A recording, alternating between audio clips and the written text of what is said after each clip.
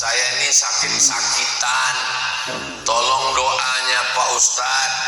Bismillahirrahmanirrahim, Bismillahirwafi, Bismillahirkafi, Bismillahirmu'afi, Bismillahilladzi la yadurru ma'asmi syai'un fil ardi wala fis sama' wa huwas samiul alim. Masih sakit Pak Ustadz? Alaikum bisyifa'aini, hendaklah kamu berobat dengan dua penyembuh, al-asal, minum madu, wal Quran, baca Quran. Wa nunazzilu minal Qur'ani ma huwa syifa', kami turunkan Al-Quran. Baca Quran sudah, doa ulama sudah, dengan madu sudah, sholat tahajud, sholat hajat sudah. Apa yang belum? Dawu mardakum bisodaqah, obati orang yang sakit dengan sedekah. Ya Allah, saya bersedekah, berkat sedekah saya ini tolong sembuhkan penyakit saya. Dawu mardakum bisadaqah, hadisnya hadis sahih.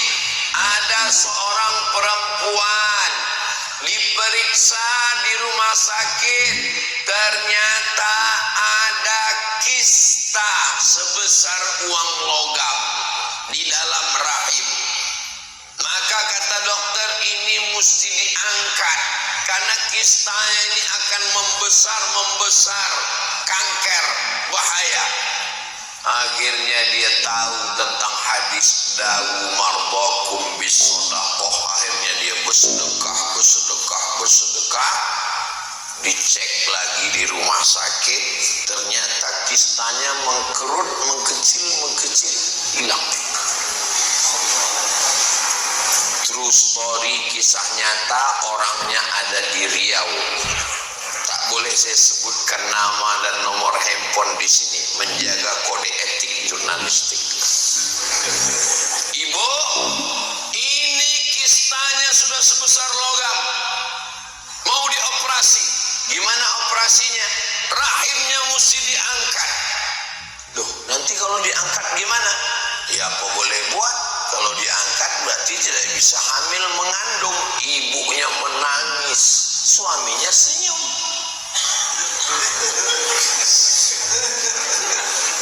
Kenapa senyum Pak Ustaz? Nggak tahu, tanyalah sama mereka yang senyum-senyum. Akhirnya dia sedekah. Kistanya mengkerut, mengecil, cek lagi hilang. Lalu kata si dokter, ibu makan apa? Biasa, makan minum nggak ada apa-apa.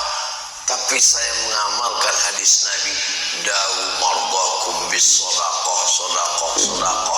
Akhirnya mengecil, kuasa Allah, innama amruhu iza arada syai'an yaqulu lahu kun fayakun. Jadi gimana dokter?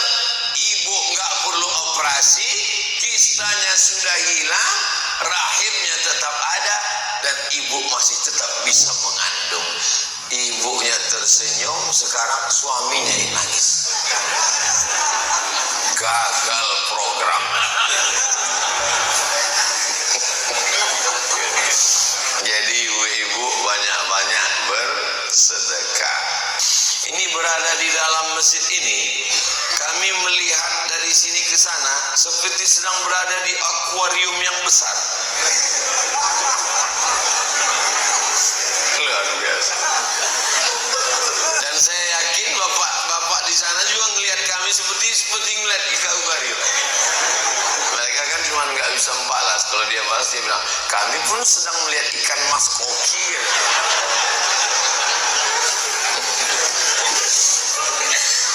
Luar biasa.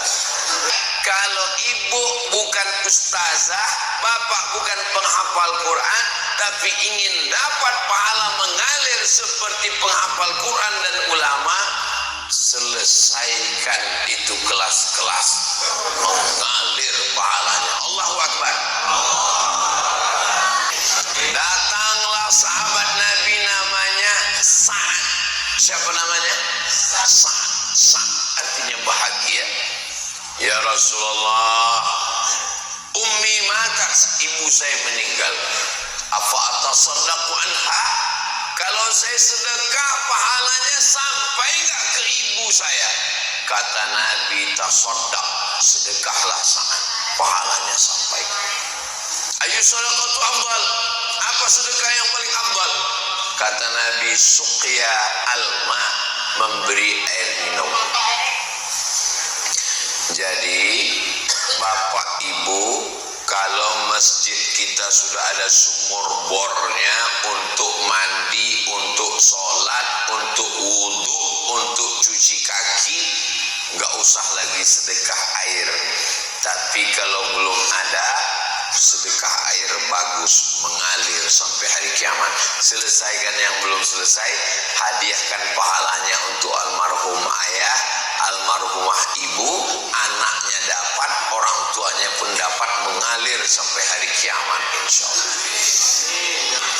Yasma'ul mayyita salasun, yang mengiringi mayat itu cuma 3. Loh, masa ngiringi mayat cuma 3? Ramai yang mengiringi mayat, cuma 3. Yang pertama, maluhu, hartanya. Bapak punya mobil, mobilnya ngiring. Ibu punya motor, motornya ngiring. Hanya sampai ke pelataran parkir. Begitu selesai dikubur, ditanam, pulang ke rumah. STNK, BPKB dibawa ke kantor Samsat, ganti nama. Kenapa nama ibu diganti dari STNK? Kenapa nama bapak nggak ada lagi di BPKB? Karena polisi tidak mau menangkap almarhum.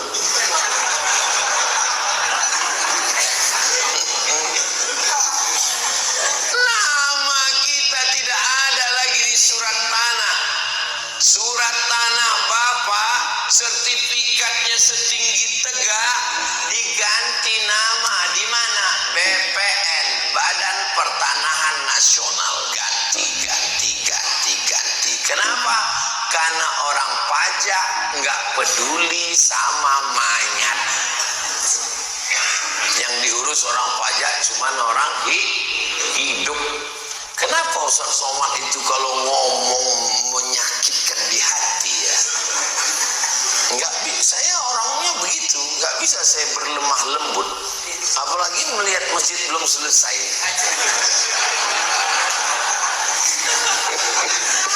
Bapak Ibu yang dimuliakan Allah Subhanahu wa ta'ala, saya tidak punya kekuasaan untuk menunjuk selesai masjid. Saya bukan orang kaya yang bisa membangun satu masjid.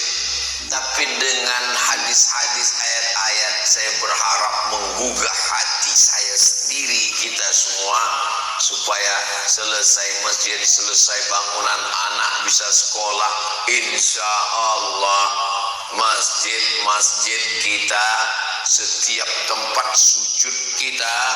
Abdul Somad tadi pertama kali sujud tahiyatul masjid. Sujud berikutnya qobliyah subuh. Sujud berikutnya sholat subuh. Sujud berikutnya sholat sunat isyraq. Tidak sampai 2 jam saya di sini, tapi sudah 4 kali sholat. Dan masjid ini akan bersaksi di hadapan Allah bahwa Abdul Somad pernah sholat di sini. Wa naktubu ma qaddamu wa asarahum. Kami tulis semua amal mereka dan bekas-bekas tapak kaki mereka, bekas tapak kaki, bekas kening ke lantai, itu akan bersaksi nanti di hadapan Allah. Kalau di masjid banyak anak-anak muda, ada sekolahnya, insya Allah 2024 Ustaz Somad di sini, 2044, 2054 masih tetap ramai masjid ini dengan sholat berjamaah. Anak kecil dibawa ke masjid. Allah bisa karena biasa. Saya kalau di masjid itu banyak anak-anak, saya semangat. Kenapa? Masjid akan tetap hidup. Tapi kalau di masjid itu isinya udah orang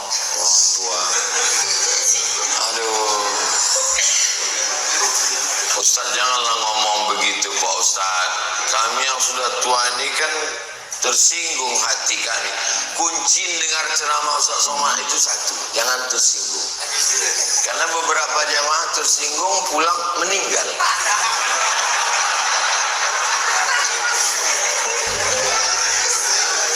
Orang yang sudah tua ternyata itu yang tua itu cuman kulitnya, giginya, matanya. Perasaan tidak pernah tua. Umur ini bukan masalah angka, tapi masalah rasa. Jadi kalau ada bapak ibu mengatakan, iya Pak Ustadz jamaah kami tua-tua, mereka bukan orang tua, mereka adalah anak muda yang terjebak di tubuh yang tua. Jadi kalau ada orang mengatakan, nanti Pak Ustadz kalau saya sudah tua saya akan kehilangan semangat. Masalah hilang semangat, anak muda pun bisa hilang semangat. Banyak orang badannya muda tapi semangatnya tua, bawaannya mau mati. Tapi banyak orang yang tua dia tetap ke masjid. Apa kata anak-anak muda sekarang? Lautan kan kuseberangi, bukit kan kudaki, masjid aku lewati. Gak bisa begitu. Mudah-mudahan kasih sayang kita ini karena Allah Subhanahu wa ta'ala. Sab'atun yuzilluhumullah, ada 7 golongan yang akan dapat naungan Allah. Yauma la zilla illa zillu, hari itu tak ada tempat bernaung berlindung kecuali hanya Allah saja. Rajulani, 2 orang, tahabba fillah, berkasih sayang karena Allah, ijtama'a alaih, bertemu karena Allah, wa tafarraqa alaih, berpisah pun karena Allah. Mudah-mudahan kasih sayang kita ini karena Allah Subhanahu wa ta'ala. Sab'atun yuzilluhumullah, ada 7 golongan yang akan dapat naungan Allah. Yauma la zilla illa zillu, hari itu tak ada tempat bernaung berlindung kecuali hanya Allah saja. Rajulani, 2 orang, tahabba fillah, berkasih sayang karena Allah, ijtama'a alaih, bertemu karena Allah, wa tafarraqa alaih, berpisah pun karena Allah, bersama di surga Jannatul Firdaus. Itulah bersihnya hati jamaah. Padahal yang saya doakan cuma kami berdua. Tapi nggak ada mereka.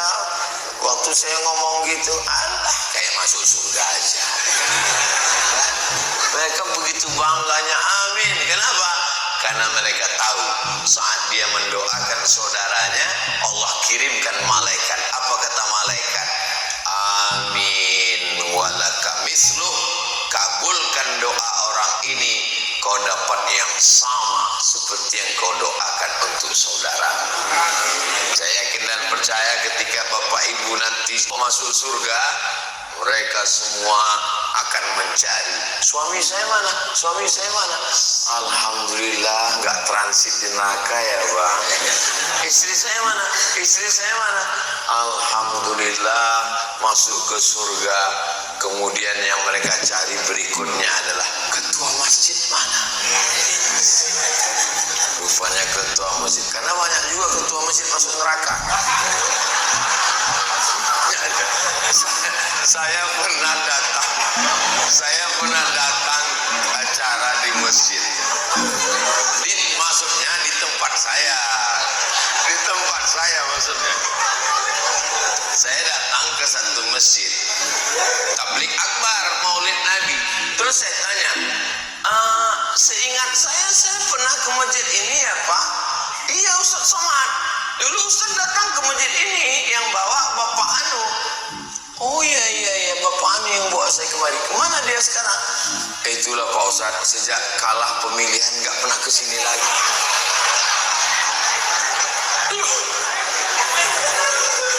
Apa ini? Masjid ini bukan partai. Masjid ini bukan kantor parlemen, ketika kalah pemilihan ngambek nggak datang lagi. Masjid ini milik Allah.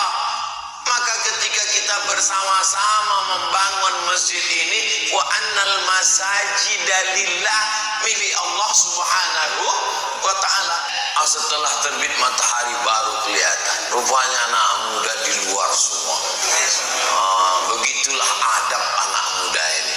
Nah, orang tua disilakannya maju duluan, jadi luar. Padahal mereka sebetulnya terlambat datang. Masya Allah, jarang-jarang saya tausiah semangat seperti ini, luar biasa. Rupanya kalau kita di depan orang yang bersemangat, kita pun juga ikut semangat. Mengiringi mayat 3. Yang pertama hartanya, yang kedua keluarganya. Anaknya nangis, yang paling kuat nangis istrinya.